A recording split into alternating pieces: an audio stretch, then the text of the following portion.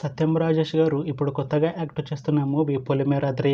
అయితే సత్యం రాజేష్ గారు ఈ పొలిమేర 3 మూవీకి ముందు లాస్ట్ యాక్ట్ చేసిన మూవీ టెనెంట్. అయితే టెనెంట్ మూవీ రిలీజ్ అయ్యి 1 ఇయర్ అయిపోయింది. అయితే టెనెంట్ మూవీ రిలీజ్ అయ్యి మంచి హిట్ అయింది.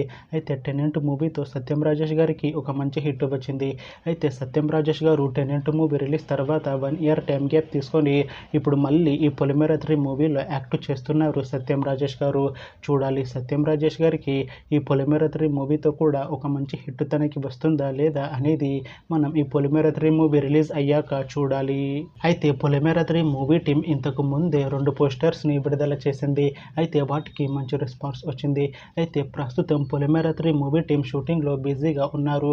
అయితే పొలిమేర 3 మూవీ షూటింగ్ ఆల్రెడీ 40% కంప్లీట్ అయిపోయింది అంటున్నారు మూవీ టీం.